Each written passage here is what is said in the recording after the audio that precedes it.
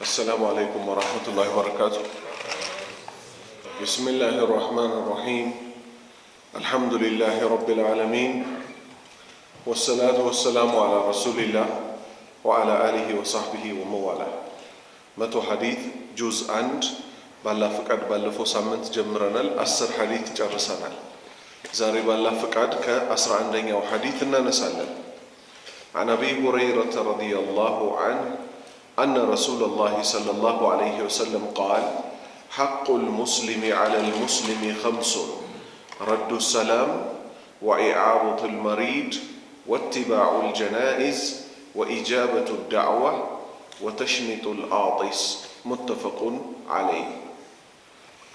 بخارينا مسلم تسممتو بزقبوت حديث كأبا هريرة تيزو الله ملكم سراوني وددلتنا أن رسول الله يا الله ملكتنيا صلى الله عليه وسلم يا الله صلاتنا سلام برساتشو ليهون قال اندهالو حق مالت مبتو مالتنا المسلم يا عنده مسلم مبت على المسلم بليلا مسلم لا يالو مبتكو 5 ናቸው። 5 ብቻ ናቸው ለማለት አይደለም። በዚህ ሐዲስ የመጣው ግን ምንድነው? አንድ ሙስሊም በሌላ ሙስሊም ላይ 5 መብቶች አሉት። ረዱ ሰላም፣ ረድ ማለት መመለስ ማለት ነው። አሰላም ማለት አሰላሙ አለይኩም ሲባል መልስ መስጠት፣ ወአለይኩም ሰላም በማለት። ሁለተኛ ወኢዓደቱ መጠየቅ መዘየር፣ አልመሪድ በሽተኛ የሆነን ሰው መዘየር። ይሄ ከሙስሊም መብት ውስጥ ነው። ታማሚው ሰው ባልታመሙት ላይ ምን መብት አለው? መተው ሊጠይቁት እኮ ግድ ይላቸዋል። መብት አለው። በቃ ባይሆን በሽተኛ ሲጠየቅ ብዙ አለመቆየት። ሁለተኛ ተስፋ መስጠት። ሶስተኛ ዱዓ ማድረግ ለበሽተኛው። በሽተኛው ለራሱ መልስ መመለስ አቅቶታል። እያንዳንዱን ዝርዝር ሰው ሲጠይቀው ይሰለቻል። እንደገና ደግሞ ከሰው ጭር ካለ ደግሞ በሽታው ተስፋ ያስቆርጠዋል። ሰዎች ግን መተው አብሽር ላባእሰ ጠሁረን ኢንሻአላህ ይባላል። በሸሪዓ የመጣ ነው። ምን ማለት ነው? ላባእስ አብሽር ጠሁረን ወንጀል ሊታበስበት እኮ ነው ብለው አባስረው መሄድ። ባረከላሁ ፊኩም። ሶስተኛ መብቱ ወትባዑ መከተል አልጀናኢዝ። ሟች ሙስሊም ደግሞ ራሱ በማላይ መብት አለው? በህይወት ባሉ ሙስሊሞች ላይ። እሱ ሞቷል። የሱ ሬሳ ግን መሸኘት ግዴታቸው ይሆናል። ሟቹ መብት አለው በህይወት ባሉ ላይ። ስለዚህ ወትባዑ መከተል አልጀናኢዝ የሞተን ሰው ጀናዛ። ወኢጃበቱ እሺ ማለት፣ አዳዕዋ ጥሪን እሺ ማለት። ሰውየው ልጅ ወልጃለሁ የልጄን ደስታ ተካፈሉልኝ አላህን ላመሰግን ነው ብሎ በጋርዶ ምሳ ጠርቻችኋለሁ ሲል እሺ ብሎ መሄድ። ልጄን እኮ ልድር ነው ሰርግ አዘጋጅቻለሁ እባክህን ጠርቻለሁ እሺ ብሎ መሄድ። ስለዚህ ከዚህ ምን እንይዛለን? ሙስሊም ሙስሊምን ሲጠራው የሚጠራው ሰውዬ ግዴታ አለበት። ምን እስካልሆነ ድረስ እዛ ቦታ አላህ እስካልታመፀ ድረስ። አንድ ሁለተኛ አልሐቁ ሊመን ሰበቅ። ይሄ ራሱ የሸሪዓ ህግ ነው። አልሐቁ ሊመን ሰበቅ ማለት ሁለት ሰዎች ጥሪ ጠሩ። አንደኛው እሁድ ዕለት አደራ ነግሬሃለሁ የዛሬ ወር ልጄን እድራለሁ አለው። ሁለተኛ ሰው መጥቶ ሳምንት ሲቀረው እኔ እሁድ ልጄን ልድር ነው አለው። አልሐቁ የሚቀደመው ማን ነው? ሊመን ሰበቅ ቀድሞ ለጠራው ነው የዛሬ ወር። እንዲህ ነገሮችን እስከጠበቅን ድረስ በእኛ መሃል ምንም አይነት ቅራኔ አይኖርም። ልብ በሉ፣ የሚጠራው ሰውዬ የሚጠራውን አካል ስላከበረው ነው አይደለም የጠራው። ይሄ ሰውዬ ግን አይኔ እያለ የሚቀር ከሆነ ሰዎች ምን ይላሉ? ይሄ እኮ ጉረኛ ነው እኛ ስንጠራው አይመጣም እያሉ በመካከላችን ምን ይመጣል? ጸብ ይመጣል። እያንዳንዱ ግን የየራሱን መብት ከጠበቀ ፍቅራችሁ ይጨምራል እያሉ ነው ነቢዩ ሰለላሁ ዐለይሂ ወሰለም። አራተኛ ምን ወኢጃበቱ ዳዕዋ፣ ጥሪ ሲደረግልን አላህ እስካልታመፀ ድረስ። አንድ ሁለት የቀደመ ሰው እስከሌለ ድረስ። ሶስት እስከተመቸን ድረስ። ለምንድነው እስከተመቸን ያልኩት? ፈተቁላህ መስተጣዕቱም፣ አላህን ፍሩት አቅማችሁ የቻለው ያህል። ሰውየው የቢሮ ሰራተኛ ሆኖ አረዘበኛ ሊሆን ይችላል። ተረኛ ነው እዛ መጠበቅ ላይ ማለት ነው። ምን ሊደረግ አይገባው? ጥሪ እኮ ተጠርቻለሁ ብሎ ያን ስራውን በድሎ ቢመጣ በነገታው ምን ይደረጋል?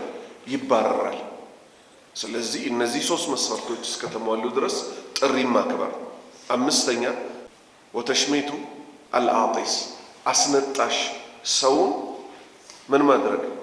ለሱ ዱዓ በማድረግ ማበሰር። አትሼ ብሎ አልሐምዱሊላህ ይላል። ልክ እሱ አልሐምዱሊላህ ሲል የርሐሙከላህ ብሎ ምን ማድረግ?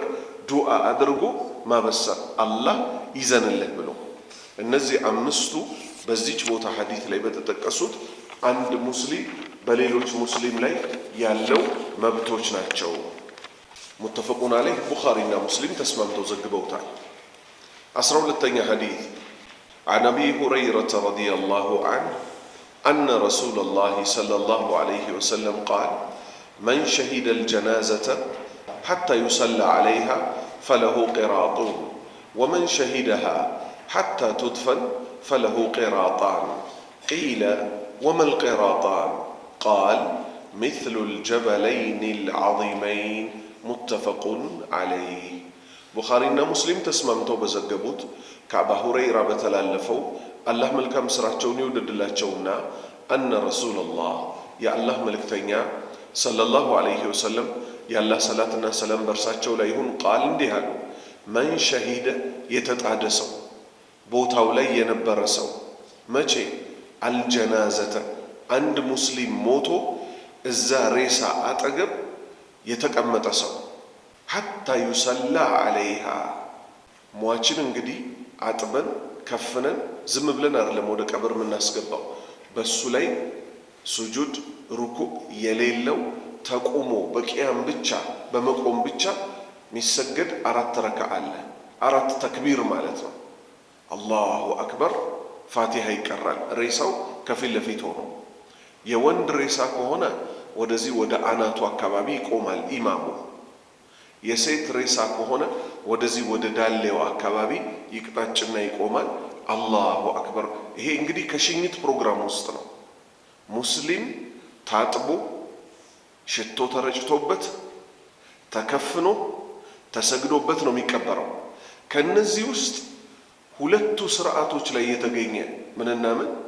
ሐታ ዩሰላ ዐለይሃ ያ ሙስሊም ወንድማችን ያቺ ሙስሊም እህታችን 4 ተክቢራ ያለው አልሐምዱሊላህ አለ የመጀመሪያው። ሁለተኛ አላሁ አክበር ይባላል።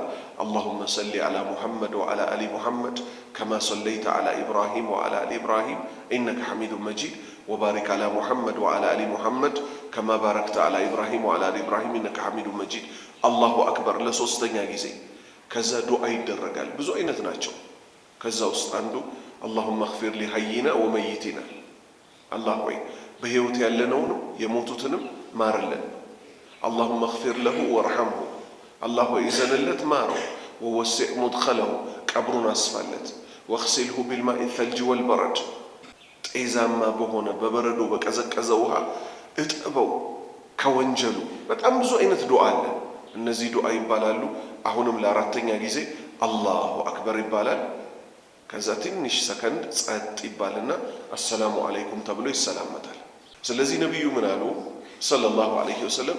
መን ሸሂደል ጀናዘተ ጀናዛን የተጣደ ሰው ቦታው ላይ የተቀመጠ ሰው ሐታ ዩሰላ ዐለይሃ እስኪሰገድባት ድረስ ፈለሁ ለዚህ ግለሰብ እኮ ከምንዳ በኩል አለው ቂራጡን 1 ቂራጥ አለው።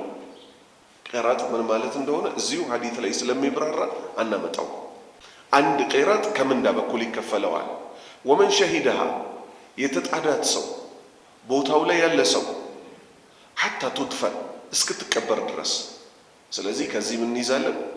እስኪሰገድባትም ቦታው ላይ ነበር፣ ቀብር ውስጥ ገብታ እስክትቀበርም ድረስ ቦታው ላይ ነበር። ስንት ትልልቅ ጉዳዮች ላይ ቦታው ላይ ነበረ ይሄ በሕይወት ያለው ሰውዬ? 2 ጉዳዮች ላይ፣ 1 እስኪሰገድበት፣ 2 ቀብር ውስጥ አፈር ውስጥ እስኪገባ። ነቢዩ ምን አሉ ሰለላሁ ዐለይሂ ወሰለም? ፈለሁ ለዚህ ግለሰብ የሰገደበትና የቀበረው የሆነ ግለሰብ እኮ ቂራጣን 2 ቂራጦች ከአጅር በኩል አሉት። ከዛ ሶሃባዎች ራሱ ቂራጥ ማለት ምን ማለት እንደሆነ ስለማያውቁ ነቢዩ ሰለላሁ ዐለይሂ ወሰለም ምን አሏቸው? ቂለ ተጠየቁ እኮ ማን? ነቢዩ ሙሐመድ ሰለላሁ ዐለይሂ ወሰለም ወመል ቂራጣን ምንድናቸው እነዚህ? ቂራጥ ቅድም ያሉት፣ አሁን ደግሞ ቂራጣን ብለው ሁለት ነገር የጠቀሱት ምንድናቸው? የነቢዩ መልስ ምን ሆነ? ሰለላሁ ዐለይሂ ወሰለም ቃል እንዲህ አሉ፣ ሚስሉ የነዚህ ሁለት ቂራጥ እኮ ያልኳችሁ አምሳያቸው እኮ እኩል የሚሆኑት እኮ የሚስተካከሉት እኮ አልጀበለይን ሁለት ተራራዎች ናቸው እኮ አልዓዚመይን ሁለት ትልልቅ ተራራዎች ናቸው አሉ። በሌላ ሐዲስ ሚስሉ ልጀበል አልኡሁድ ተብሎ መጥቷል። የኡሁድ ተራራን የሚያክል። ስለዚህ አንድ ቂራጥ ማለት አንድ ኡሁድ ተራራን የሚያክል። ኡሁድ ተራራን ሄዶ ያየ ነው የሚያውቅ። በጣም ትልቅ ተራራ ነው። ሰንሰለታማ ተራራዎች ናቸው። መዲና ውስጥ የሚገኝ ማለት ነው። ስለዚህ ይሄ ትልቅ ስራ ነው። በተለይ ደግሞ ይሄ ጉዳይ ለሁለት ይከፈላል። አንደኛ ፈርዱል ዐይን፣ ሁለተኛ ፈርዱል ኪፋያ። እዚህ ሰፈር አንድ ሙስሊም ሞቶ እሱን አጥቦ ከፍነው የሚቀብሩ ሰዎች ከሌሉ ወንጀሉ ማንን ያገኛል? ሁሉን የሰፈሩን ሰው ያካትታል። ጥቂት ሰዎች ግን በሱ ላይ ቆመው አጥበው ከፍነው ሰግደውበት ከቀበሩት የተቀሩትን ሰዎች ያልተጣዱትን ቦታው ላይ ያልነበሩትን ሁሉ ወንጀሉን ምን ያደርግላቸዋል? ያስነሳላቸዋል። ስለዚህ የሙስሊም መብቱ እንዲህ ናቸውና ትኩረት ሊሰጠው ይገባል። ሀታ እኛ አገር እንደ አረብ ሀገራት ምን አልተለመደም። አረብ ሀገራት ላይ ማታም ይቀብራሉ፣ ቀንም ይቀብራሉ። እኛ ጋር ልክ ሰው ሲሞት 10 ሰዓት አካባቢ ከሞተ ለነገ ዙሁር ነው ይባላል። ሬሳ በተፈጥሮ ልክ ሰው ሲሞት አይጥ ይመጣል። ታውቃላችሁ? አይጥ ሬሳ ይበላል። ስለዚህ ሰውየው ሞቶ ቁጭ ተደርጎ ካልተጠበቀ ራሱ እሱ ያለበት ክፍል እኛ በህይወት እያለን ወንድማችንን በቁሙ ጅብ ያላስበላ ነው ሞቶ በአይጥ ማስበላት ነውር ነው። ለዛ ነው ሬሳ ክፍሎች በሰው የሚጠበቁት። ድንገት ግር የሚላችሁ ሰዎች ካላችሁ የተሻለው ግን ምንድን ነው የሚሆነው? ነቢዩ ሰለላሁ ዐለይሂ ወሰለም ምን አሉ? አስሪዑ ቢልጀናዘት ያሉ፣ ሬሳን አፋጥኑት አሉ። ወዴት? ወደ ቀብሩ። መልካም ሰሪ ከነበር ወደ መልካሙ ቶሎ ውሰዱትና የመልካሙን ፍሬ መብላት ይጀምር፣ መጣቀም ይጀምር። መጥፎ ሰሪ ከነበር ለምን ትሸከሙታላችሁ? ከጀርባችሁ እኮ አውርዳችሁ ምጥሉት እኮ ሸር ነው አሉ። ቶሎ ጣሉታል። ሬሳን መያዝ ጥሩ አይደለም። በሀገራችን ባህል ግን አላህ ይመልሰንና አያችሁ፣ ከሸሪዓ ባህልን ማስቀደም ያለው ጉዳት። ልጇ አለች ከዱባይ እስክትመጣ ይጠበቅ፣ ሳታየውማ እንዴት ይባላል? አላህ ያሳያችሁ። ወንድሙ አለ ከጎንደር ይምጣ ይባላል፣ ከውጭ ይምጣ ይባላል። ሬሳውን እዚህ መርፌ ያስወጉታል። ይህ ነውር ነው። ሰው ሲሞት ሐቁ የት ነው? የእኛ እኮ አይደለም ሐቁ። የማን ነው ሐቁ? የእሱ። ወዴት መግባት? አፈር መቅመስ አለበት። ሙተፈቁን አለይህ ቡኻሪና ሙስሊም ዘግበውታል። ሌላ እዚህ ጋር አንድ ነጥብ ማንሳት እፈልጋለሁ። አሁንም ሸሪዓን ካለማወቅ ጋር የተያያዘ አገራችን ላይ ሴቶች በጣም ያስቸግራሉ። አይታችሁ እንደሆነ ሬሳ ሊወጣ ሲል ያዙኝ ልቀቁኝ ምናምን በር ላይ መላተም፣ ፊት በጥፊ ማለት ወየው ምናምን፣ ይሄ ሁሉ ኩፍር ነው። አንያሐቱ ሚነል ኩፍር አሉ ነቢዩ ሰለላሁ ዐለይሂ ወሰለም። ኒያሐቱ ማለት እየጮሁ እየተወራጩ ጉንጭ እየመቱ ባላህ ቀደር እየተበሳጩ ማለት ነው። ነገር ግን ትልቅ የረሱት ነገር አለ። ይሄን ሐዘን ጸጥ የሚያደርግላቸው ወይም በልኩ የሚያደርግላቸው እሱ ምንድን ነው? የሞተው ሰው ላይ መስገድ። ነቢዩ ሰለላሁ ዐለይሂ ወሰለም ከኛ ፈላጊ ናቸው እንዴ? ስራቸው ይበቃቸዋል። ሲሞቱ ግን ህፃናት ሰገዱባቸው፣ ሴቶች ሰገዱባቸው፣ ወንዶች ሰገዱባቸው፣ ከዛ ተቀበሩ አይደል? ሀከዳ ሴቶችም ምን ሊያደርጉ ነው የሚገባው? ቀጥታ ሬሳው ይቀመጥላቸዋል። ከመውጣቱ ከ30 ደቂቃ ከምናምን በፊት ተከፍኖ ሁሉ ነገር አልቆለት የለም ይመጣሉ፣ ይሰግዱበታል። ሌላ እዚህ ጋር ከባድ ጥንቃቄ ምን ያስፈልጋል? አንድ አጅነቢ ወንድ ለምሳሌ ለሆነች ሴት አጅነቢዋ ከነበረ የአክስቱ ልጅ ልትሆን ትችላለች። የአክስት ልጅ ለአንድ ወንድ አጅነቢ ናት አይደለች? አብሯት ካልተጣባ በቀር ልክ ሬሳ ሽኝት ምናምን ይሉና ይገለጥ ይባላል። ሰውየው ያም ይሄም እየመጣ ይስመዋል። በፍጹም ሚስቱ፣ ልጆቹ፣ እናቱ፣ እህቱ ከነዚህ ውጭ ወይም ከተጣባችው ሴት ውጪ ሬሳውን መንካት አይቻልም። ሸሪዓ ዋሲዕ ከሰራንበት እኛን ይጠቅመናል። ባረከላሁ ፊኩም።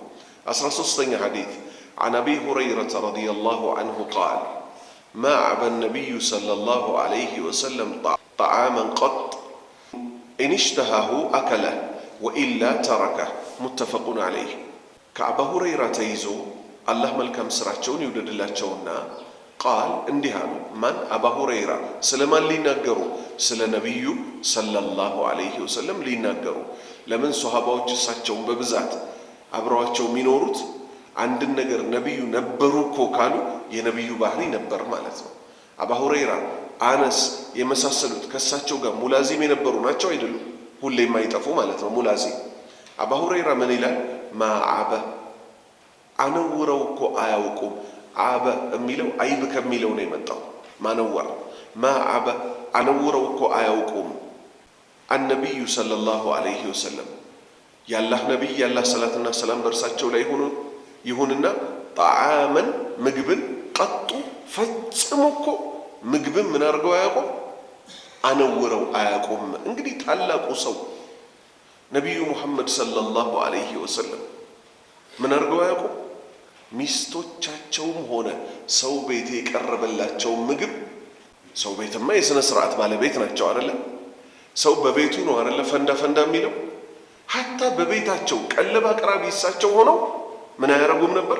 ሚስቶቻቸው ያቀረቡላቸው ነበር የሚበሉት። አንድም ቀን አነውረው አያውቁም። በለ እንዲያውም በሌላ ሐዲስ መጥቷል። በጧቱ ክፍለ ጊዜ እንግዲህ ሌላኛው ሚስታቸው ቤት አድረው ሊሆን ይመቻል። ቀጥታ ወደዚህኛው ቤት ገብተው ምን አላችሁ አሉ። ቁርስ ፈልገው ምንም የለም አሏቸው። እንዴት ምግብ ሳታዘጋጁ ጠበቃችሁኝ? ተራዬ እዚህ ቤት መሆኑን አላወቅሽም ወይ ምናምን አሉ። አላሉ። ኢዘን አሉ እንዲህ ከሆነማ ምግብ ከሌለማ አሉ ኢኒ ሳኢሙን ቀኑን ሙሉ ዛሬ እጾማለሁ አሉ። ስለዚህ ሱና ጾም ራሱ ምን አለው ማለት ነው? ከረፈደ በኋላ መነየት ይቻላል። ምግብ የለም ቤት ለምሳሌ በዚሁ ለምን አልጾምም ብለህ መነየት ትችላለህ። ከዚህ ግን የምንረዳው የእሳቸውን የሥነ ሥርዓት ጥግ ነው። ዛሬ ስንት ወንዶች አለን፣ ሽንኩርቱ እኮ ይገማል፣ ይሸታል፣ ወጡም አልጣፈጠኝም። አዎ ሁሌ ይጣፍጣል ወይ ነው ጥያቄ። ሴቶቹ በምንድን ነው የሚወጠሩት? እዛ ጋር ወይ ልጁ ታሞ ይሆናል፣ እዛ ጋር እሳት እንዳይነካው ብላ እሱን ወደዚህ ስትሮጥ፣ እሱን እዛ ስታስተኛ ሽንኩርቱ አሯል። እንግዲህ ይኸው የእሳቸው ባህሪ ለምን እንደዚህ ብሎ ተጠቀሰ? መባል ስለሌለበት ማለት ነው። ማዓበ በፍጹም አነውረው አያውቁም። አነቢዩ ሰለላሁ ዐለይሂ ወሰለም ጣዓመን የሚበላን ነገር ቀጡ በፍጹም።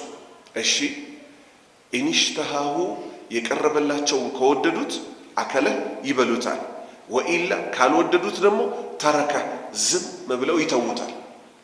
ባይሆን ባለ ሚስቱ በነውር መልክ ሳይሆን በአስተያየት መልክ ቅርብ ቀን እኮ ደሜን ስመረመር ጨምሯል፣ ስለዚህ ጨውም ቀንሱልኝ፣ እንዲያውም የኔን ከቻልሽ ከልጆቹ ለየት አድርገሽ ስሪ። ሴትም ደግሞ ባሏ ለምሳሌ ሆዴ ሞላ ካለ በጣም ማስጨነቅ የለባትም። ምን ልቀየርልህ? ምን ይሰራልህ ደግሞ ነገር? ወይስ ዛሬ ሌላ አይነት ነገር ፈለግክ ወይ ማለት እንጂ ያለባት አልጣፈጠህም ወይ እንዲያላልክም ወይ። አያችሁ ሸሪዓ የመጣው ወንድም ብቻ ለማረም ሴትም ብቻ ለማረም አይደለም። አጥብቆ ጠያቂ የእናቱን ሞት ይረዳል ይባላል በአማርኛ። ሴቶቹም በጣም ጥያቄ ባበዙ ቁጥር ወንዶቹ ሌላ ነገር ይላሉ። መባል የሌለበትም። በቃ ዝም ካለሽ የዛሬው አልተመቸው ወይ ጠግቦ መጥቷል። እሱም ደግሞ በግልጽ ምን ማለት አለበት? ውጭ በልቶ ከመጣ ወላሂ ወደ እናንተ እየመጣሁ መንገድ ላይ አንዱ ሰው በአላህ ስም ይዣለሁ ሲለኝ ወደ ቤት እየሄድኩኝ ነው እያልኩት፣ እሱ ግን ምን አደረገ? እንደው በአላህ ጋብዣለሁ ሲለኝ እሺ ብዬ ተጋብዤ ሆዴ ሞልቶ ነው ብሎ በዛ መልክ መዝጋት ይችላል። ሙተፈቁን ዐለይህ ቡኻሪና ሙስሊም ተስማምተው ዘግበውታል። 14ኛ ሐዲስ عن أبي هريرة رضي الله عنه أن رسول الله صلى الله عليه وسلم قال حجبت النار بالشهوات وحجبت الجنة بالمكاره متفق عليه. ከአባ ሁረይራ ተይዞ አላህ መልካም ስራቸውን ይውደድላቸውና ነቢዩ ሰለላሁ ዐለይሂ ወሰለም እንዲህ አሉ፣ ሑጂበት ተከባለች፣ አናሩ የጀሃነም እሳት ቢሸሃዋት ለነፍስ ደስ ደስ በሚሏት ነገር እኮ ነው ጀሃነም የተከበበችው። እነሱን የፈጸመ ምን ይሆናል ማለት ነው? ይወድቅባቸዋል። ይሄ ሐዲት ጅማሬው ሌላ ንግግሮች አሉት። ምንድነው እሱ? አላህ ጀነትና ጀሃነምን ፈጠራል። ጅብሪልን ሄዶ ምን አለው? የመላእክቶች አለቃ እሱ ስለሆነ ሂድና ተመልከታቸው አለው። ጀነትን አየ፣ ማንም ሰው አይቀርባትም አለው ለአላህ። ማንም ሰው አይቀርባትም፣ ውስጧ ያለው ነገር በጣም ከማጓጓቱ የተነሳ። እሳትን አየ፣ ኧረ አንድም ሰው አይቀርባትም አለ። ከምኗ የተነሳ? ከኃይለኝነቷ የተነሳ። አላህ ለሁለተኛ ጊዜ ምን አደረገ? ጀነትን ለነፍስ በሚያደርጉ ነገሮች፣ በሚከብዱ ነገሮች ከበባት። እሳትን ለነፍስ በጣም በሚያበለጨልጩ ደስ በሚሏት ነገር ከበባት። ሂድና ተመልከታ። ተመለከተ። አሁን ደግሞ መልሱ ሌላ ሆነ። ስለዚህ ከዚህ ምን እንይዛለን? የሰው ልጅ በድኑ ስጋው ብቻ አልተፈጠረም። ሩሁ አለች፣ ነፍስያው አለች፣ ልቡ አለች፣ ሸይጧን አለ በደም ስር የሚንቀሳቀሰው።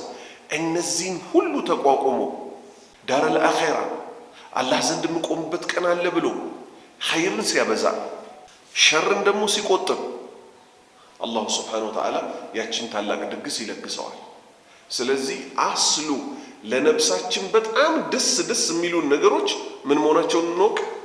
የጥፋት መንገድ እሳት የሚያስገቡ መሆናቸውን እንወቅ። ለምሳሌ ለነፍስ በጣም ከሚከብዳት ነገር ውስጥ አንዱ ምንድን ነው? ፈጅርን መነሳት። ፈጅርን መነሳት። እንቅልፍ ማታ ስተኛው ከሚጣፍጥህ በላይ ስንት ሰዓት ላይ ነው የሚጣፍጥህ? አሰላቱ ኸይሩ ሚነ ነውም በሚልበት ሰዓትማ ጭራሽ መነሳት አትፈልግ። ገዛ ታስበዋል። ወይኔ ውሃው ቀዝቅዞ እኮ ነው ያደረው። አሁን እስቲንጃ ላረግ፣ ልታጠብ፣ ውዱ ላረግ፣ ከዛ በብርድ ደግሞ ቀቀቀ እያልኩ መስጂድ ልሄድ። ሹፍ እቺን ግን ምራቅህን ዋጥ አድርገህ ቶ ይሄ እኮ የኖርማል ሙስሊሞች ባህሪ ነው መሆን ያለበት ማለት ነው። የትኛው? ፈጅርን ተነስቶ መስገድ። እነዛ ጮሌዎቹን ደግሞ አላህ ሲጠቅሳቸው ምን አለ? ተተጃፋ ጁኑቡሁም አኒል መዳጂዕ የድዑነ ረበሁም ኸውፈን ወጠማዓ አለ። እነዚህኛዎቹ ደግሞ ቁጥር አንድ የሚባሉት ሙስሊሞች ጭራሽ ከሌሊቱ 8 ሰዓት ላይ በተኙበት አረችን እንቅልፍማ ሳይሆን የሚሉት ምን ይቀሰቀሳቸዋል? ተተጃፋ ይርቃሉ፣ ጁኑቡሁም ጎኖቻቸው፣ አኒል መዳጂዕ ከመተኛ አልጋዎቻቸው ከፍራሾቻቸው ይርቃሉ። ምን ሊያረጉ? የድዑነ ረበሁም ጌታቸውን ሊለምኑት፣ ኸውፈን ፈርተውት፣ ምን እሳትን ፈርተው፣ ወጠማዓ እሱን ከጅለው፣ ምኑ ጀነቱን ከጅለው፣ ወሚማ ረዘቅናሁም በቀኑ ክፍለ ጊዜ ደግሞ እኛ ከሰጠናቸው አለ ዩንፊቁን ጭራሽ ደግሞ ይሰጣሉ አለ። ሌሊት ሰግደው አልቅሰውለት ጀነት አስገባን ምን ከሰጣቸው ገንዘብ ደግሞ እኛ እኮ አጓዳዮች ነን እያሉ ከላያቸው ላይ እያነሱ የእሱን ገንዘብ ይሰጣሉ። ገንዘብ መስጠት ሰው ይወዳል? አይወድም። አላህ ያዘነላቸው ሲቀሩ። ስለዚህ ከነዚህና ከመሳሰሉ ሐዲቶች ምን እንይዛለን? አደራ ስሜታችንን እንጠንቀቀው። ደስ ያለን ነገር አብዛኛው እሳትን የከበባት ነው። ሑጂበት ተከባለች፣ አናሩ እሳት ቢሸሃዋት በስሜታዊ ነገሮች፣ ወሑጂበቲል ጀነቱ ጀነትም ልክ እንደዚሁ እኮ ደግሞ ተከባለች፣ ቢል መካሪህ በአስቸጋሪ አስቸጋሪ ነገሮች ተከባለች። አሁን እዚህ ምንድነው እየሰራን ያለነው? ምንድነው እየሰራን ያለነው? እውቀት እየተማማር። ወቅቱ ምንድነው? ከፈጅር በኋላ ቅዝቃዜ አለ የለም? እንዲያውም ከዛኛው ይሄኛው ይሻላል አይደል? ባለፈው የቀራንበት ቆርቆሮ በቆርቆሮ ነው እንዳለ። አሁን ቢያንስ ቅዝቃዜው ትንሽ ቀነስ አድርጓል። ከመሆኑ ጋር ግን ምን ታስቦ ነው ይሄ ነገር እየተደረገ ያለው? ቁጥር አንድ ንያችን አላህን ለማወቅ ዲኑን ለማወቅ ከራሳችን ላይ መሀይምነትን አንስተን ለሰዎች ደግሞ ደርሰን ከሰዎች ላይ መሀይምነትን ለማንሳት ከሆነ ለማንም የማይቀረው ሞት ሲመጣ የሰው ልጅ ስራው በሞት ይቋረጣል አይቋረጥ? የማይቋረጠው የትኛው ስራ ነው? እውቀትን ማስተላለፍ። አባ ሁረይራ ይሄው በየቀኑ ይሸምታል። ልክ እንደዚህ ዲን ላይ ጊዜያቸውን ነብሳቸውን ቁጥብ ያደረጉ ሰዎች ምን ይሆናሉ ማለት ነው? የተሻለ ህይወት ለነሱ መጪ ነው ማለት ነው። 15ኛ ሐዲስ عن أبي هريرة رضي الله عنه أن رسول الله صلى الله عليه وسلم قال إذا قلت لصاحبك يوم الجمعة أنصت والإمام يخطب فقد لغوت متفق عليه كعبة هريرة تيزو الله ملكم سرعون يودد الله أن رسول الله يا الله ملك تنيا صلى الله عليه وسلم قال يا الله صلاتنا سلام برساتشو ليهون ديهانو إذا قلت كالو سله لتسوج لي ورانو إذا قلت كالو لصاحبك لبالدربا لبودنيا أتقبل لو لم يسجدوا جمعة لما توصويه يوم الجمعة يجمعة أن كالكو أنصت زنبل الكو جمعة من سلم يدرج خطبة يتدرجت تتبلونه أرل ميسمو أتقبل هي لو سوقني وران كليلة سوقا زور بله زنبل الكو نبي من صلى الله عليه وسلم والإمام يخطب إمام خطبة يدرج ሁለት ሰዎች ወይ አንድ ሰው ሲያወራ ስታይ ዝምበል ካልከው فقد لغوت ለغو ማለት ተጫውተሃል፣ ዛዛታ ወሬ ውድቅ ንግግር ተናግረሃል። እነሱ ቢያወሩ እንኳን አንተ ዝም ነው እንጂ ማለት ያለብህ ዝምበል እያልክ መናገር የለብህም። ማን ሲቀር ነው ይሄ? ማን ሲቀር? ስርዓት አስከባሪዎች ሲቀሩ። ፖሊሶች ሊኖሩ ይችላሉ። ጁምዓ እየተሰገደ ምንም ይሆን መንገድ የሚያስይዙ ራሳቸው ሙስሊም ሆነው በሴቶች በኩል ሶፍ የሚያስተካክሉ ሰዎች አሉ። ህፃናት ሲረብሹ፣ ቤተሰቦች ማይሆን ነገር ሲይዙ እነዚህ አካላት ግን ማድረግ ይችላሉ፣ ስርዓት ማስያዝ ይችላሉ። ከዛ ውጭ ሌላው ሰው ሁሉ እየተነሳ ዝም በል አንተ ዝም አትልም አንቺ ዝም አትይም ወይ እየተባባሉ ማውራት አይቻልም። በጁምዓ ሰዓት ሐታ እንደዚህ አፈርና ጠጠሮችን መነካካት አይቻልም። ጁምዓችን ላይ መጫወት ነውና ኢማሙ ኹጥባ ሲያደርግ ጸጥ ተብሎ ነው የሚሰማው። ባረከላሁ ፊኩም ሙተፈቁን ዐለይህ ቡኻሪና ሙስሊም ተስማምተው ዘግበውታል። 16ኛ ሐዲስ وعن أبي هريرة رضي الله عنه أن رسول الله صلى الله عليه وسلم قال لولا أن أشق على أمتي لأمرتهم بالسواك عند كل صلاة متفق عليه بخارينا مسلم تسممتو بزقبوت كعب هريرة تيزو بتور حديث نبي صلى الله عليه وسلم اندهانو لولا أن أشق على أمتي بهزبو تشيلي متشجر ينورباتشوال بيي وين مسشجر ينوربنيال بيي بالجمت بالاسب نورو لولا أشق شقة مالت من مالتنا متشجر على أمتي بهزبو تشيلي مسشجر ينوربنيال بالنورو لأمرتهم أزاتشو نبرا بالسواك بترس مفاكع عند كل صلاتي بيان دندو سجدت لمن نو إهم ليلة رسول يشاله ليلة حديث ما برار يعلو نبي صلى الله عليه وسلم منالو نج شنكورتنا كي شنكورت يبلاسو سجدت هالشلين دايما تعال مكنياتون سينا جرو منالو ملاكتو تشكو የሰው ልጅ በሚያስቸግረው ነገር እኮ ይቸገራሉ አሉ። ወይም የሰው ልጅ አዛ በሚያረጋው ነገር እነሱም አዛ ይሆናሉ አሉ። የትኛዎቹ መላእክቶች ሰላት ላይ የሚጣዱ መላእክቶች አሉ። ነጭ ሽንኩርትና ቀይ ሽንኩርት አይታችሁ እንደሆነ ለጤንነት በጣም ጠቃሚ ነገር ነው አይደለም? ነው። ተፈጥሯዊ ከመሆኑ ጋር ለበዩ ሰውዬ ጤና ይሰጠዋል። በዩ ለሚያሸቱ ሰዎች ግን በጣም አዛ ያረጋቸዋል። ልክ እንደዚህ አፍ በጣም ከሚሸቱ ነገሮች ውስጥ ነው። በምን ካልተያዘ? በንጽህና ካልተያዘ። ስለዚህ ስግደት ላይ የሚጣዱትን መላእክቶች አዛ ላለማድረግ ላለማስቸገር ወደ ስግደት ከመግባታችሁ በፊት እጃችሁን፣ ፊታችሁን፣ እግራችሁን የመሳሰለው እንደተጣጠባችሁት ሁሉ አፋችሁም ጥርስ ውስጥ ያሉ ምግብ ሊቀር ይችላል የመሳሰለው ጽድት ተደርጎ ነው ምን መደረግ ያለበት? ወደ ስግደት መመጣት ያለበት። እሳቸው ፈርድ እንዳይሆን ፈርተው እንጂ ማለት ነው። ጠንከር ያለ ሱና መሆኑን ከንግግራቸው እንይዛለን።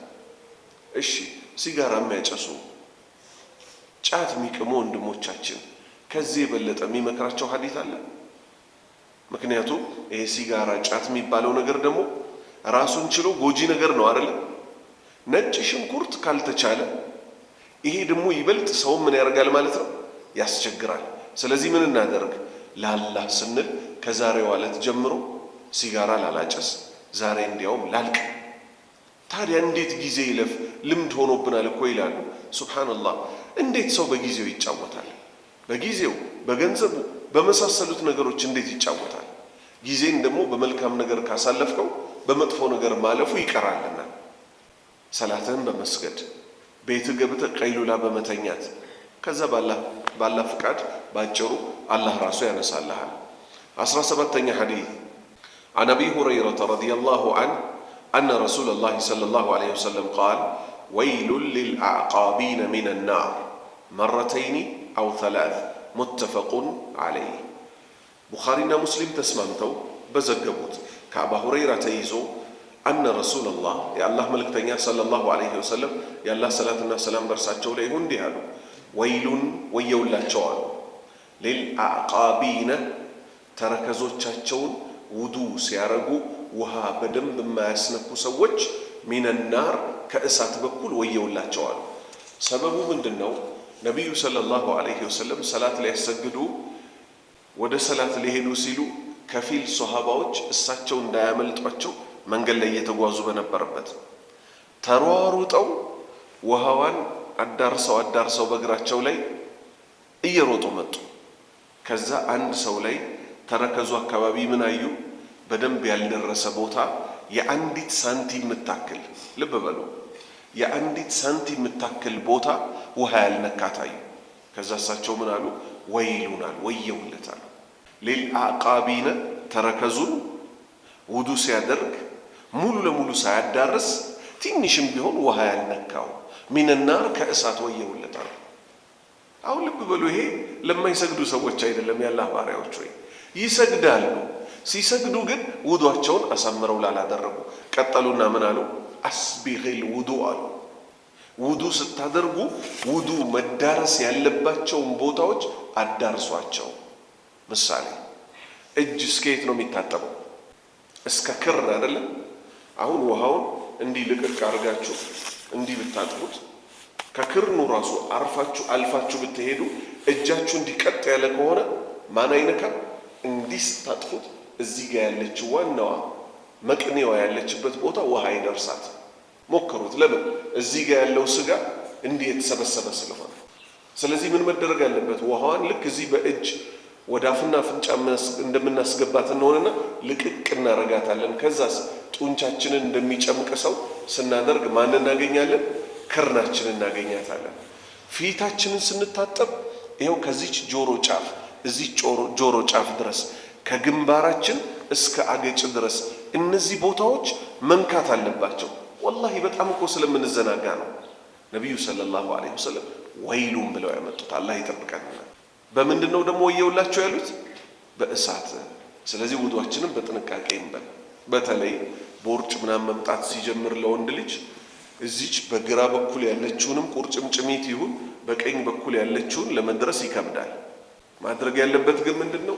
እግሩን እንዲህ ያነሳም ቢሆን እርግጠኛ እስኪሆን ድረስ የቀኝ እግሩን ቁርጭምጭሚት በምን ይሻት? በግራ እጁ የውስጥ መዳፍ እያስገባ። ምክንያቱም ቀኙ አዳርሶ አያዳርስለትምና ማለት ነው። ቦርጩ ይመልሰዋል። በዚሁ ምን ይጥፋ ማለት ነው? 6 ወር ተወስዶም ይሁን ምን ይሄን የቦርጭ ተራራ ወንድ ልጅ ሊያጠፋ ይገባዋል። ብዙዎቹ በሽታዎች ከምን ጋር በተያያዘ ነው የሚመጡት? ለወንድ ልጅ ከቦርጭ ጋር። ኮሌስትሮል ምትለው፣ ደም ብዛት ምትለው፣ ምናምን ምትለው እዚህ አካባቢ የሚከማች ፋት ነው ይሄን ችግር የሚፈጥረው። ራሳችንን መጠበቅ ግድ ነው። ነቢዩ ሰለላሁ ዐለይሂ ወሰለም ምናል? ጠንካራ ሙስሊም ከደካማው ይበልጣል።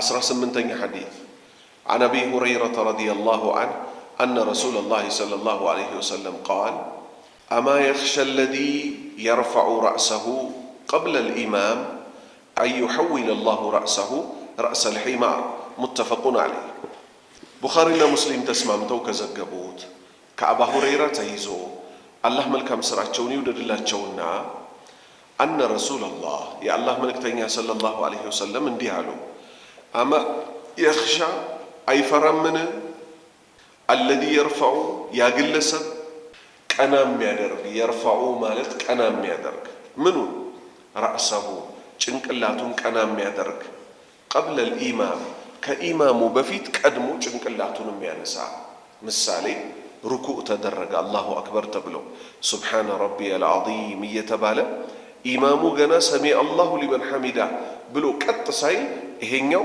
ብድግ ብሎ ይነሳል። ማንን ቀድሞ? ኢማሙን ቀድሞ። የተፈለገበት ይሄ ነው። ነቢዩ ምን አሉ? ኢማሙን የሚቀድም ሰው አሉ አማ የኽሻ አይፈራምን? አለዚ የርፈዑ ራእሰህ ጭንቅላቱ ምን የሚያደርግ ቀና የሚያደርግ ቀብለል ኢማም ከኢማሙ ቀድሞ ጭንቅላቱን ቀና የሚያደርግ ሰውዬ አዩሐዊል አላህ እንዳይቀይርበት ራእሰሁ ጭንቅላቱን ራእሰል ሒማር የአህያ ጭንቅላት እንዳያደርግበት አይፈራምን አሉ። ቀጠሉና ምን አሉ? ኢነማ ጁዒለ ልኢማሙ ሊዩእተመ ቢህ ኢማም እኮ የተደረገው ሊከተሉት እንጂ ሊቀድሙት አይደለም። ስለዚህ ኢማምን መከተል ራሱ ምንድን ነው? የሰላት ስርዓቱ ነው። ኢማሞችን መቅደም አይቻልም። 19ኛ ሐዲት عن أبي هريرة رضي الله عنه أن رسول الله صلى الله عليه وسلم قال من غدا إلى المسجد وراح أعد الله له نزله من الجنة كلما غدا أو راح متفق عليه بخارينا مسلم تسمامتو بزقبوت كأبا هريرة تيزو نبي صلى الله عليه وسلم اندهانو من غدا يمالد سو يمالد بطوات يهيدا إلى المسجد ود مسجد بطوات يهيدا وراح بمشتو كفلم اندزيو ود مسجد يهيدا عندنا تفسير رحال ميلو ሁለተኛ ከዙሁር በኋላ ያሉትንም ዙሁርንም አሱርንም መግሪብንም ዒሻንም እዛ ውስጥ ያካትቱታል። በሁለቱም መንገድ የተፈለገው ምንድነው? በጧትም ይሁን በማታ ማልዶ ፈጥኖ ሊሰግድም ይሁን ቅርአት ሊቀራ መድረሳ ውስጥ የሆነ ስራ ሊሰራ ወደ መስጂድ ፈጥኖ የሄደ ሰው አዓደላህ አላህ እኮ አዘጋጅቷል ለሁ ለዚህ ግለሰብ ኑዙለሁ ማረፊያውን መስተንግዶውን አዘጋጅቶለታል ሚነል ጀነቲ ጀነት ውስጥ ኩለማ ገዳ ሁልጊዜ በየቀኑ በጧት በሄደ ጊዜ አውራሓ ወይንም ደግሞ በማታው ክፍለ ጊዜ ቀድሞ በሄደ ቁጥር አላህ ደግሞ ምን ያደርግለታል? መስተንግዶውን እንደዚሁ ጀነት ላይ እያሰፋለት ማረፊያውን ይሄዳል።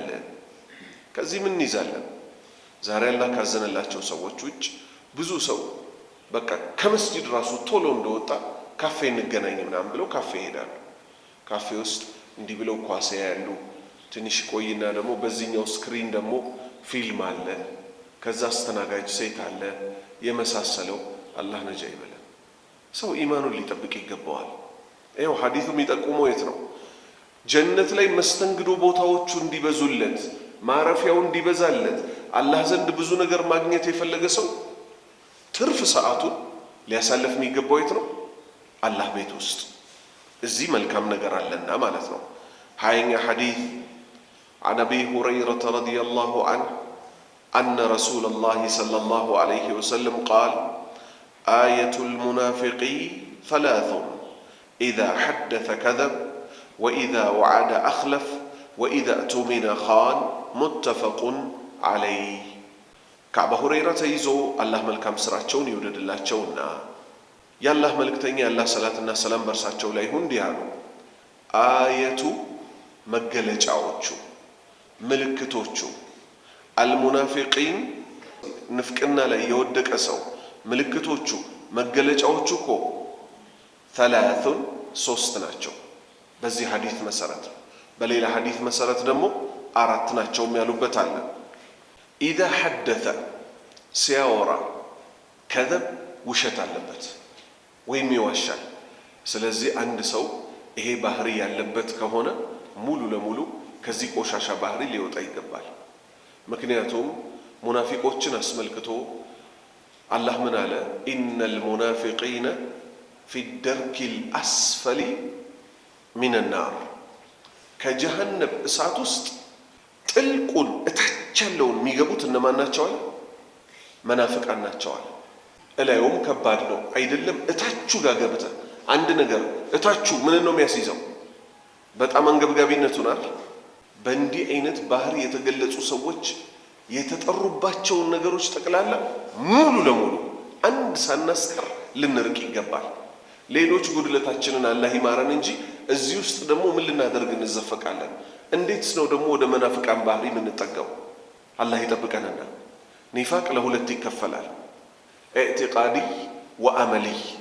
ኢዕቲቃዲ ማለት በውስጥ የሚቋጠረው ንፍቅና፣ ውስጡ ሰውየው ኩፍር ይዞ አላህ ይጠብቀንና ከላይ አማኝ ነኝ ብሎ መገኘት፣ በውስጡ አላህን ይጠራጠራል፣ ከውጭ ግን እኛ እኮ በአላህ ላይ እናምናለን ብሎ ከሙስሊሞች ጋር መደባለቅ። ይሄ አደገኛው ዘላለም ዓለም ሰውየውን ከጀሃነም እሳት የማያስወጣው ነው። ሁለት ፊት መሆን ማለት ነው። ኒፋቁ ለዓመሊ ማለት በተግባር የመናፍቃንን ስራ መስራት። ልክ እዚህ ጋር እንደተጠቀሰው በተግባራቸው ንፍቅናን የሚያሳዩ ሰዎች እኮ ኢዛ ሐደተ ሲያወሩ ከዘብ ይዋሻሉ። ወኢዛ ወዓደ ቃል በገባ ጊዜ፣ ዋዕድ ማለት ቃል ነው፣ አኽለፍ ያን ቃሉን ያፈርሳል። ወላሂ ነው ምል ከኔ ጋር ስራ እንጂ 2 ዓመት ስራ መኪና ገዛልሃለሁ ብቻ አንተችን 2 ዓመት ወጠረ ስራ ይለዋል። ሰውየው ሰፍ ብሎ ቃል አለ ብሎ ሌላ የተሻለ ስራ ሳይሰራ እሱ ጋር ጠብር ግፍ ይልለታል። ከዛ ሆን ብሎ በአንድ ነገር ይጣለዋል። ከዛስ ዞር በል ምንም የለህም ይለዋል። ባይለው ራሱ የገባውን ቃል ምን ያደርጋል? በቃ የለኝም አልኩህ አይደል? ሳይኖረው ቀርቶ እኮ አይደለም። ስለዚህ ይሄ ቃል ማፍረስ ቀላል ነገር እንዳልሆነ ማወቅ፣ ባል ለሚስት፣ ሚስት ለባል፣ ወንድም ለእህቱ፣ ወንድም ለወንድሙ ወላሂ ይሄን ላረግልህ አለ። ያቅሙን ጥሩ ምን ማድረግ አለበት? ቃሉን መሙላት አለበት። ሶስተኛ ወኢዘ እቱሚነ ሲታመን ደግሞ ኻን ይከዳል። ይሄም የመናፍቅ ባህሪ ነው። ሰዎች ሰውን የሚያምኑት ውስጡን አይተው ነው። ውስጥ ማየት የሚችለው ማን ብቻ ነው? አላህ። ከላይ በሚያረጋት ፐርፎርማንስ ግን መስጂድ ሲመላለስ ሰዎች ያዩታል። አላህን እንፍራ ሲል ያዩታል። ስራ አብረን ብንሰራ ሲላቸው መስራትማ ከኡስታዝ ጋር ነው ብለው ገንዘባቸውን አንስተው ይሰጡታል። ከዛ እሱ ብራቸውን በላባቸው። የመናፍቅ ባህሪ ነው። ምክንያቱም ውስጣችንን ቢያውቁ ኖሮ የነገም ቢያውቁ ኖሮ ሰዎች ዛሬ እንዲህ በየቦታው ሽምግልና ይኖር ነበር? አልነበረም። ስለዚህ እነዚህን 3 ባህሪዎች ሙሉ ለሙሉ ከኛ ላይ ወልቅ ሙልጭ አድርገን ልንተው ይገባናል። ሙተፈቁን ዐለይህ ቡኻሪና ሙስሊም ዘግበውታል። 21ኛ ሐዲት عن أبي هريرة رضي الله عنه أن رسول الله صلى الله عليه وسلم قال ما أسفل من الكعبين من الإزار ففي النار رواه البخاري. بخاري بزجبوت كعب هريرة تيزو أن رسول الله يا الله ملكتنيا صلى الله عليه وسلم قال يا الله صلاتنا سلام برساتشو ليه هنديانو ما أسفل زكالة يورد من الكعبين كقرچمچميت يورد كمن كغر قرچمچميت يورد من الإزار كشرط كجلبية كسوري ففي النار يأسات نوع ايه من الناس يزال ያለባበሳችን ጉዳይ ራሱ እኛ እንደፈለግን መልበስ እንደማንችል ሰዎች ምን ይላሉ? በሌላ ሐዲስ እኮ ነብዩ ሰለላሁ ዐለይሂ ወሰለም ለኩራት ብሎ ካልሆነ ብለዋል። አዎ ብለዋል። አንተ ከኮሩት ነህ ወይስ እሺ ብለህ የሳቸውን ትእዛዝ ከተቀበልኩት ነው ጥያቄ። ምክንያቱም አቡበክር ምን አላቸው? አቡበክር እኛ እንደምንገምተው የሙስሊም መሪ ሀብታም ምናምን ቢሆንም ወፍራም ሰው አልነበረም።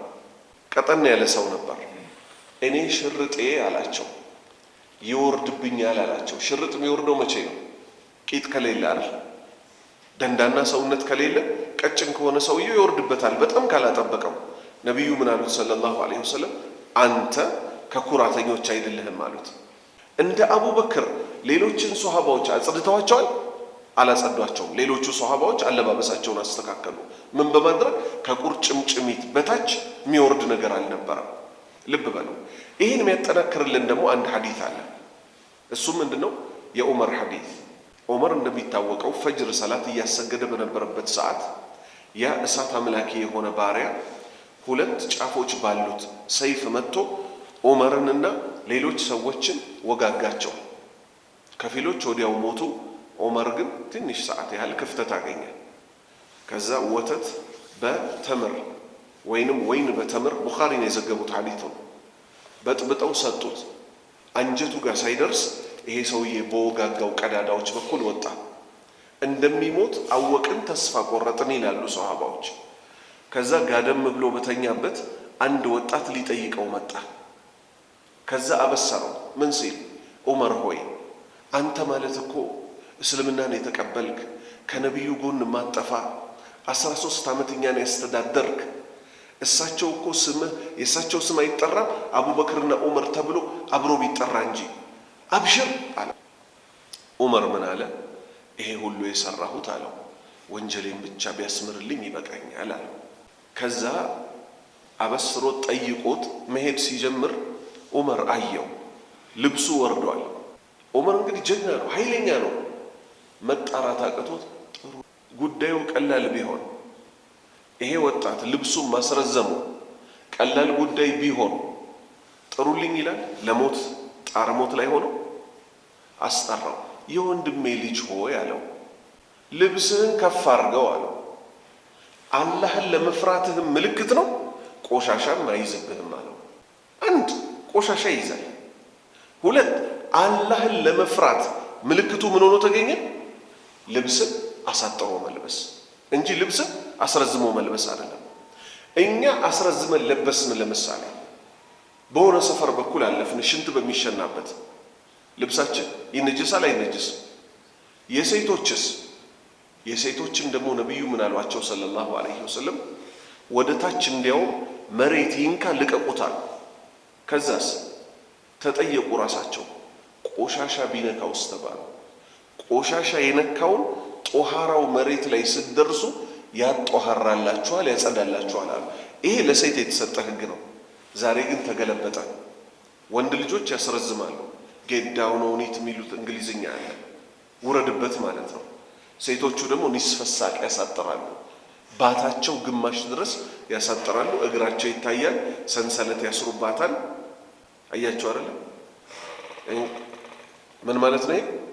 ፊጥራ ምን ሲሆን ሲገለበጥ ተፈጥሯዊው ነገር። ሴት ልጅ በሐፍረቷ ራሷን በመሰተሯ በመከናነቧ መታወቅ ሲገባት ተገላለጠች። ወንዱ ደግሞ ልክ እንደዚሁ አለባበስን አስተካክል ሲባል ጭራሽ ደስ በማይሉ በጣም ጥብብ ባሉ ብልት ቅርጽ በሚያሳዩ ስኪኒ በሚባሉ ሱሪዎች በመከራ እንዲህ ተመንጭቀው በሚወጡ ሱሪዎች ፋሽን ሆነው ወጡ። እታቻቸው ጠባብ የሆኑ ሱሪዎች ወንድ ልጆች መልበስ ጀምረዋል። አልጀመሩም? አንዳንድ ቦታ እንዲያውም ምን ያደርጋሉ?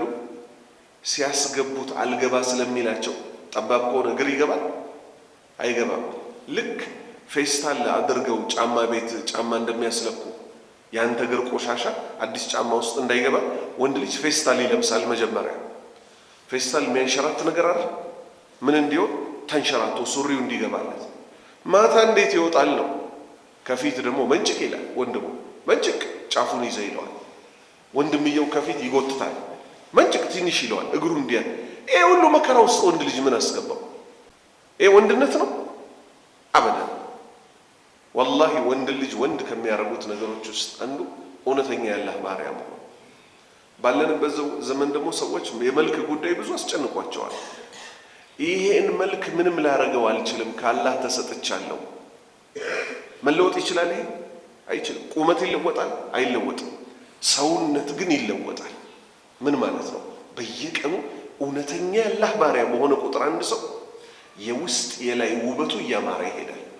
ስለዚህ ሰውን ሰው ያደረገው ምኑ ነው? አላህን መፍራቱ ነው። አለባበሳችንን እባካችሁ እናስተካክል። አንዳንድ ሰዎች ታያቸዋለህ፣ ልክ መስጂዱ በር ላይ ሲደርሱ ያጥፉታል። ለምን ያጥፉታል ስትል ስለሚያውቁት ሐዲቱ መጀመሪያውን ውጭ ነበር እንጂ መከርከር፣ ውስጥ ከገባህ በኋላ ያጥፉታል። ተሰግዶ ሲጨርስ ልክ በሩ ላይ ሲደርሱ ይፈቱታል።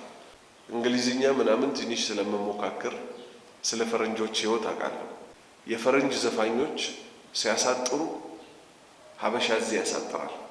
አሁን ማሳጠር ሀገራችን ላይ ፋሽን ሆኖ መጥቷል። አልመጣም? ፋሽን ሆኖ መጥቷል።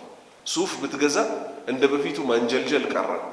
አሳጥረው ነው የሚለብሱት ዘመናዊ ወጣቶች። ጺም ማሳደግም ፋሽን ሆኖ መጣ።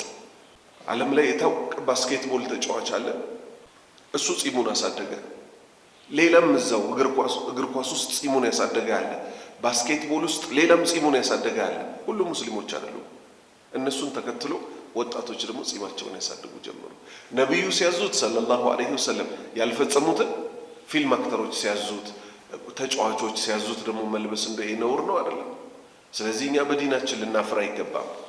22ኛ ሐዲስ عن أبي هريرة رضي الله عنه أن رسول الله صلى الله عليه وسلم قال الملائكة تصلي على أحدكم ما دام في مصلاه الذي صلى فيه ما لم يحدث تقول اللهم اغفر له اللهم ارحمه رواه البخاري كأبا هريرة تيزو الله ملكم سرعتشون يودد الله تشونا أن رسول الله يا الله ملكتين صلى الله عليه وسلم قال يا الله صلاة السلام برساتشو ليهون ديالو الملائكة ملائكة تشكو تصلي دعاء درجالو تصلي دعاء درجالو ملائكة لمن دعاء درجالو على أحدكم كننت وسط لانዳችሁኮ ዱዓ ያረጉላችኋል።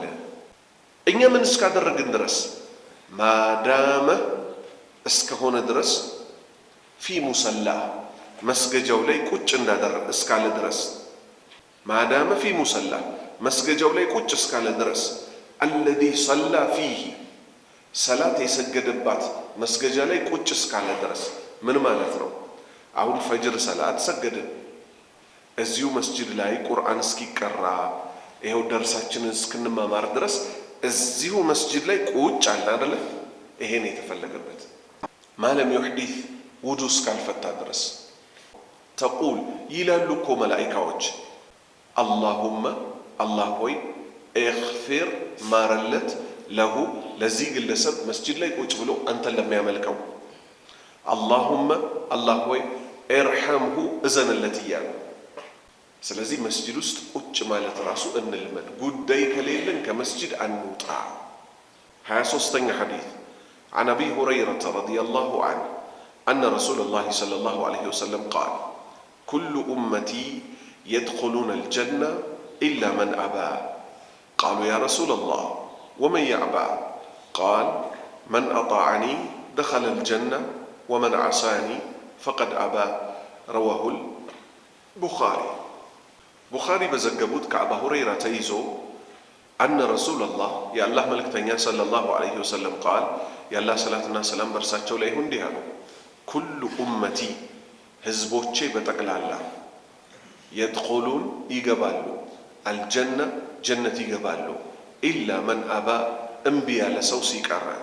ቃሉ ሶሃባዎች አሉ ያ ረሱለላህ አንቱ የአላህ መልእክተኛ ሆይ ወመን ያእባ ጀነት ግባ ተብሎ ማን ነው እምቢ የሚለው ተብለው ሲጠየቁ ቃል እሳቸው አሉ ህዝቦቼ ሁሉ ጀነት ይገባሉ እኮ ያልኩት ምን ላይ የተንጠለጠለ ነው ብለው መስፈርቱን አስቀመጡ።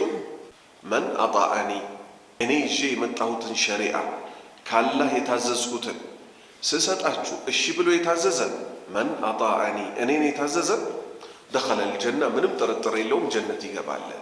ስለዚህ ምንን ይይዛል?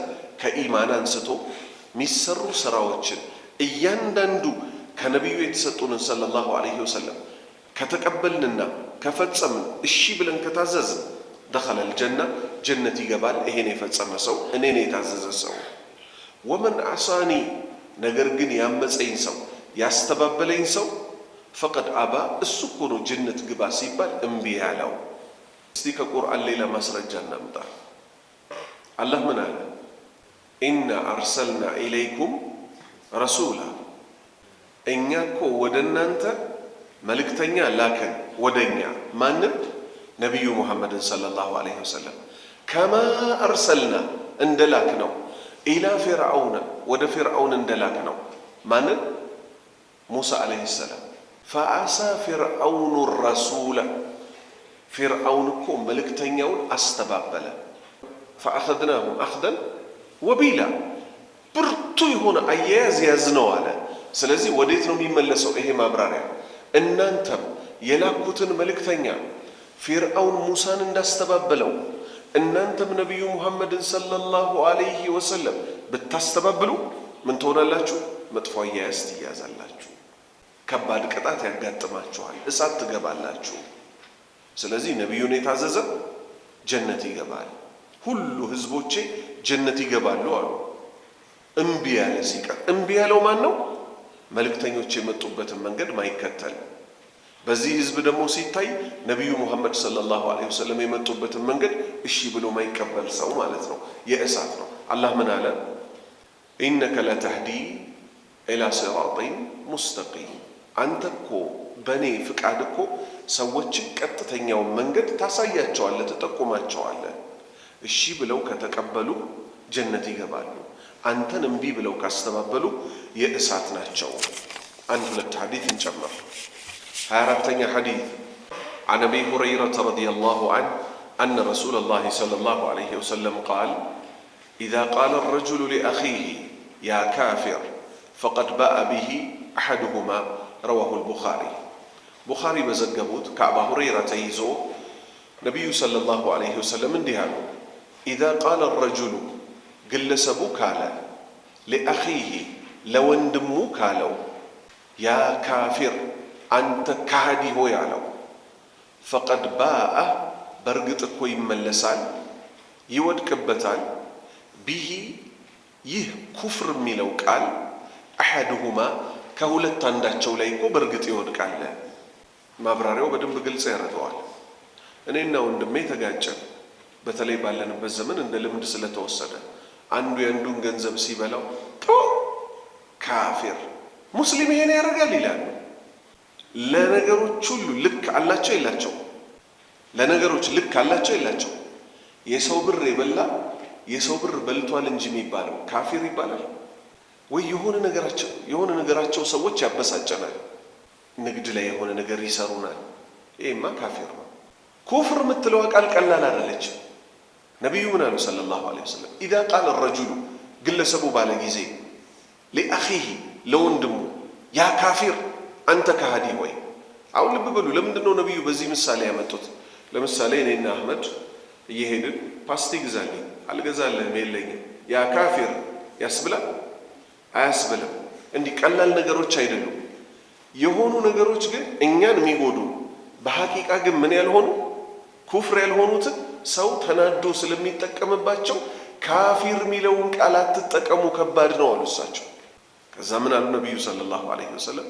ፈቀድ ባአ በእርግጥ እኮ ተረጋግጧል፣ ቢሂ ከሁለት ባንዳቸው ላይ አሐዱሁማ ወደ አንዳቸው እኮ እቺ ቃል ወድቃለች። ካፊር ያለው ሰውዬ በማስረጃ በመሳሰለው ከሆነ እንዳለው እዚህ ግለሰብ ላይ የተባለው ላይ ካፊር የሚለው ቃል ይወድቅበታል። ካልሆነስ ካፊር የሚለው ቃል ወደ ማን ይመለሳል? ወደ ባዩ ሰውዬ። ስለዚህ ከማለታችሁ በፊት ተጠንቀቁ እያሉ ነው። ለትንሽ ለትልቁ ካፊር የሚለውን ቃል አትጠቀሙት፣ ከባድ ቃል ነው። 25ኛ ሐዲት ኢንሻአላህ የመጨረሻችን ትሆናለች ለዛሬ። عن أبي هريرة رضي الله عنه أن رسول الله صلى الله عليه وسلم قال لله أشد فرحا بتوبة أحدكم من أحدكم بضالته إذا وجدها رواه مسلم إمام مسلم بزجبوت كأبا هريرة تيزو أن رسول الله يا الله ملكتنيا صلى الله عليه وسلم قال يا الله صلاتنا سلام برساتشو لا يهنديان لله لألهكو أشد بتأمي برتاكونو الله فرحا كمدست بكلكو الله بتأمي دست الله اجيك بتأم بمن يدست على الله بتوبتي بمملسو أحدكم كان أنت وسط عنداتشو بنسها سيملس الله اجيك بتأم يدست على الشيء من أحدكم أن أنت كمت الدستو تبلاي بمن إن يسول جوش دمو من الدستو بضالته كلبون يازج جمل بليل حديث بتأم تصففتوال ያን በጣም ተብራርቷል። ያን ማብራሪያ እዚህ ማመጣላችሁ እዛ ሐዲስ ላይ ስላለ ነው። አንድ ሰው አሉ ነብዩ ሰለላሁ ዐለይሂ ወሰለም በረሃ ላይ ወጣ፣ ምን ይዞ? ግመልና ስንቁን ይዞ የሚጠጣውንም ውሃ ይዞ ዛፍ ስር ገደፍ ባለበት ከእጁ ላይ ምን አደረገች? ልጓሟን ጥላበት ሄደች። የትም ሄዶ ሊያመጣት አይችልም። በረሃ ላይ ዛፍ ተደግፎ ሞቱን እየተጠባበቀ ባለበት ሰዓት ለምን ያን በረሃ ላቋርጠው ቢል ይጠፋል? አይጠፋም? ይሞታል። ተደግፎ ባለበት ሸለብ ባረገው ሰዓት ግመሏ ራሷ መጣችና እሷ አጠገብ ሆነች። አፈፍ አድርጎ ልጓሟን ያዘው። ከደስታውም የተነሳ ምን አለ? አላህ ሆይ አንተ ባሪያዬ ነህ፣ እኔ ጌታህ ነኝ አለ። አሁን እንዲያውም የቅድሙም ማስረጃ የሚያጠናክር ነገር መጣ። የትኛው? 24ኛው ላይ ያሳለፍ ነው። ቃሉ ኩፍር ነው አይደለም? አላህ ሆይ አንተ ባሪያዬ ነህ፣ እኔ ጌታህ ነኝ አለ። ምን ሆኖ? ይሄ ምን ይባላል? ሰብቁ አሊሳን፣ ምላሱ ቀደመችው። ከምኑ የተነሳ? ከደስታው የተነሳ ሊል የፈለገው ምንድን ነው? አላህ ሆይ አንተ ጌታዬ ነህ፣ እኔ ባሪያህ ነኝ ሊል ነው የፈለገው። ደስታው ነው እንዲህ ያደረገው። ነቢዩ ምን አሉ ሰለላሁ ዐለይሂ ወሰለም? ቢዳለቲ ኢዛ ወጀደሃ፣ ንብረቱን የሚበላ የሚጠጣው ጭኖባት የነበረችዋ ግመል ጠፍታበት በረሃ ላይ መሞቴ ነው ብሎ ሞትን እየተጠባበቀ በነበረበት ሰዓት መታሷ አጠገብ ስትሆን በደስታ እንዲህ አይነቱን ቃል ከተናገረው ደስታ በላይ አላህ እናንተ ከጠፋችሁበት ከወንጀላችሁ ምን ሆናችሁ ስትመለሱ አላህ ወይ ማረኝ ብላችሁ ስትመለሱ አላህ እጅግ ይደሰታል እኮ አይደለም? እጅግ በጣም ይደሰት። አሸዱ ፈርሐን ማለት ምኖች ናቸው? አጥብቆ የመናገሪያ ንግግሮች ናቸው። ስለዚህ ነቱብ ኢለላህ፣ ወደ አላህ ወዲያው እንመለስ። ይሄ አላህ የሚወደው ባህሪ ነው። እኛን የሰው ልጆች አላህ ወንጀል ማንሰራ አድርጎ አልፈጠረም። ከዚህ ደግሞ ምን እንይዛለን? ከፊል ወጣቶች ላይ የታየ ባህሪ ያለ አንድ ወጣት አግኝቼ ያወራሁት ሰላት ይሰግድ ነበር። ሰላት ተው። ለምን አትሰግድም አልኩት። ምን እኔና አላህ እንተዋወቀ ይል እንዴ አለኝ። ማለት አልኩት ሰላት ላይ ስቆም ምን አንተ እንትንህን አተራምሰ እንትንን እንትን ሰርተመተ ደሞ አሁን እንዲህ ትላለህ ወይ ይለኛል ውስጥ ያለ። እያችሁ ማን ነው የተጫወተበት ያለው? ያሳሳተው ሸይጣን ምን ይለዋል? ደሞ አንተም ብሎ ሰው እዛ እንትንን እንዲህ አድርገህ ደሞ አሁን እዚህ የመጣ ትቀልዳለህ ይለዋል። እኛ ቀልድ አይደለም የያዝነው። እኛ የያዝነው ምንድነው? አላህ ሆይ አግዘኝ፣ አውጣኝ ካለሁበት ከሱሱም ከወንጀሉ በየቀኑ ተውበት ማድረግ። ከዛ አላህ የሆነ ቦታ ላይ ወንጀሎቹ እንዲመረን ያደርጋል። ለምሳሌ በወጣትነት እና በሽምግልና ለሴት ያለን እይታ አንድ ነው አይደለም? ወጣቶች ላይ በጣም ያስቸግራል የዚህ የወንድና የሴት ጉዳይ። ተለቅ ያለ ሰው ሲሆን አይቶታል በህይወቱ ደም ስሩም ላይ ይሄ ሆርሞን የሚባለው ነገር ቀንሷል። ወጣቶች ሲሆኑ በጣም ይፈትናቸዋል። ስለዚህ በወጣት ላይ የሚመጣው ፈተና እንደ ትልቅ ሰው ላይ አይሆንም። ሆነም ቀረ ግን ምን ማድረግ? በየዕለቱ አንድ ባሪያ አሁን እናንተ ውስጥ ትንሽ ስታድጉ ከፊሎች ጫት ውስጥ ልትገቡ ትችላላችሁ። አላህ ይጠብቃችሁ። ሲጋራ ውስጥ ልትገቡ ትችላላችሁ። አትገቡም አይባልም። እነዚህ አሁን ምናያቸው እኮ ጎርማሳ ምናምን ወጣቶች ጠቅላላ ትላንት እንደናንተ በጣም ጨዋ የነበሩ ናቸው። እንዴት ተመነተፉ ስትል የሳምንት ለውጥ በሰው ልጅ ህይወት ላይ ለውጥ አለ። አጎቴ ቤት እኮ ጅማ ተላኩኝና ክረምቱ ምናምን እዛ እርጎ አለ ነው ቆፍሬ ነው የምመጣው ብሎ ይሄዳል። እዛ በሄደበት ሲያይ ድፍን ማህበረሰቡ ይቅማል። ሐረር በሄደበት ሲያይ ይቅማል። ኮምቦልቻ በሄደበት ይቅማል። አፋር ሽርጥ ተለብሶ ይቃማል።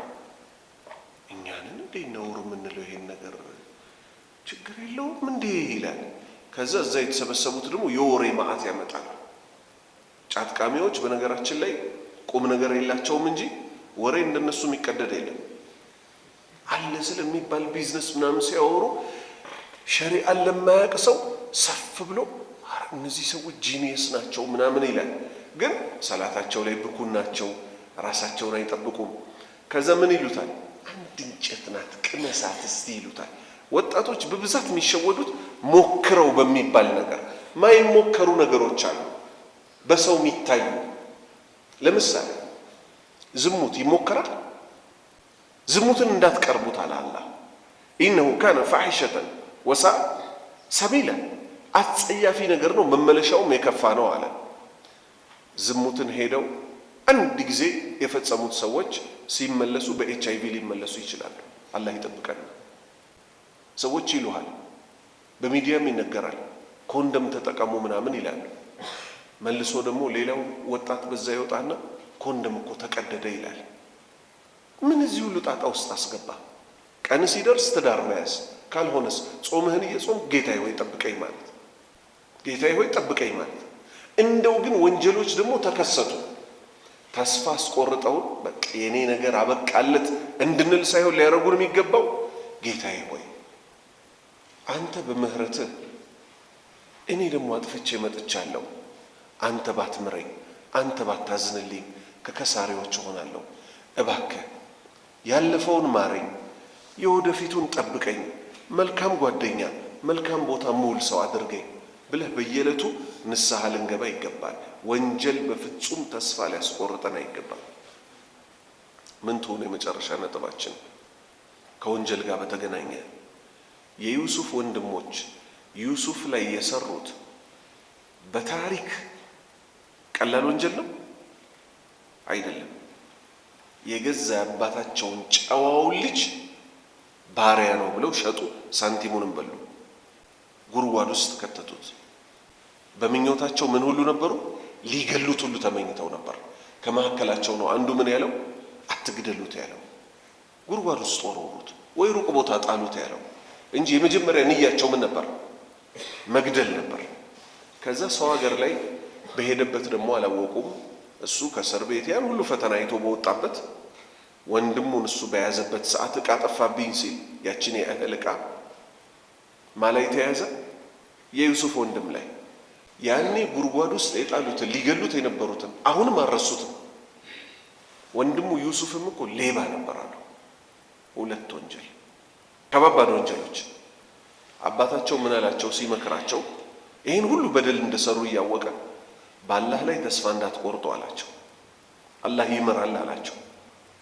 በአላህ ላይ እኮ ተስፋ አይቆርጡም በደለኛና ከሃዲ ሰዎች ሲቀሩ አለ። አላህ ይጠብቃል። ባረከላሁ ፊኩም። ኢንሻአላሁ ተዓላ ከ26ኛው ሐዲስ እናነሳለን። ሱብሓነከ አላሁመ ወቢሐምዲክ አሽሀዱ አን ላ ኢላሀ ኢላ አንተ አስተግፊሩከ ወአቱቡ ኢለይክ።